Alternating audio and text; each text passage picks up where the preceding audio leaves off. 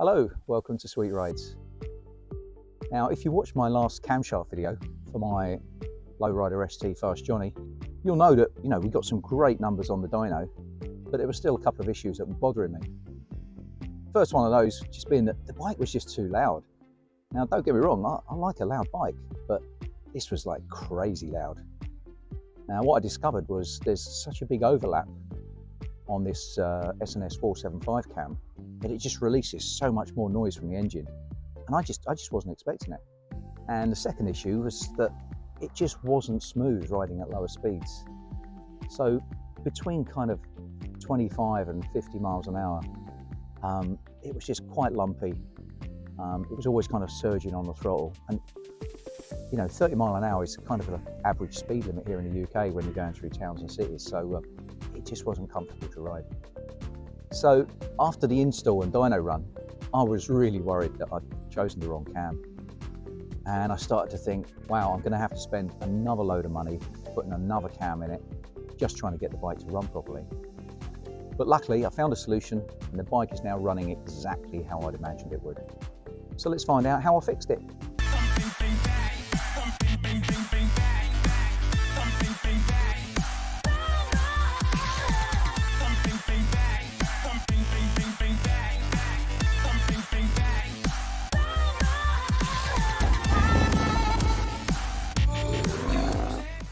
So the first thing I decided to tackle was the noise.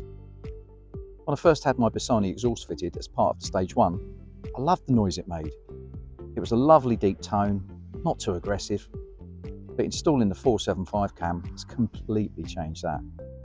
So I looked at a few different options, maybe repacking the baffle, maybe even putting a completely different baffle in there completely. And then I stumbled across some information about lollipop baffles. Now these apparently help with reversion gases. They also help, especially on shorter pipes, with back pressure, and they help to dull the noise down a little bit as well. There's quite a bit of information on them on the Fuel Moto website. I found these DK custom Thunder Torque inserts on eBay. They only cost £20 and come in a pack of 2. All I had to do was remove the original baffle, which comes out just by removing a couple of screws, and then drill a hole in the baffle close to the end of the exhaust and simply bolt in the lollipop.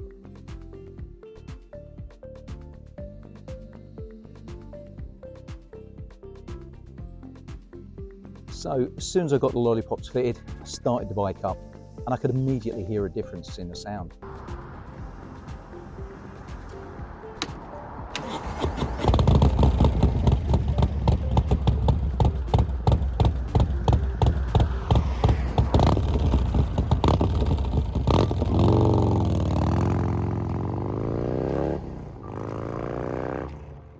It was only a little bit quieter, but it was a different tone. Much deeper, a much nicer sound.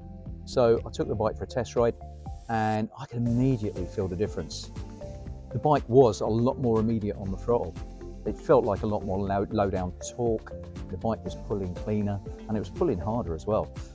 But I did notice there was quite a strong smell of fuel, and when I went out later that day with some friends, they complained about the same thing, especially when they were following me. Now, Dave, my dyno guy, had always said that I could take the bike back if there was any issues. So I gave him a call, got it booked in, and we got the bike back on the dyno. As soon as he put it on there, he could see that the bike was running really rich, and started to make some adjustments. Asked me to leave the bike with him for a couple of hours. So 2 hours later, I went back, and Dave told me there was good news and there was bad news. The good news was that he seemed to have solved all the running issues, and the bike was now running smooth as silk. The bad news and the downside was that we'd lost about 10 horsepower, and that was just to enable him to get everything smoothed out. So my initial thoughts weren't particularly good. I really didn't want to lose any horsepower, but I took the bike for a test ride, and it felt amazing. It was so much easier to ride. When you wound it on, it felt like it had just as much power, but the power was more usable. So it just gave me more confidence on the bike. And although I moan about losing that 10 horsepower, this thing's still making more than a CVO ST at the rear wheel. That's not too shabby, just for a cam and dyno run.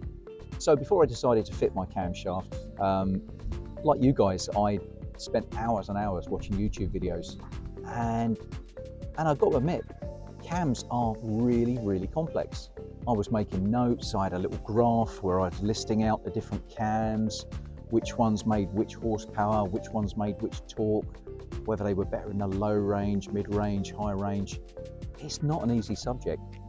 So if you are going to do it, you need to know exactly what you're looking for. Now, my life and my decision would have been a lot easier had there been a bike that I could test ride that already had a cam fitted. And would you believe it, a couple of weeks after I fitted my cam, my local Harley dealer put out a Fat Bob with a stage 2 Screaming Eagle high power cam.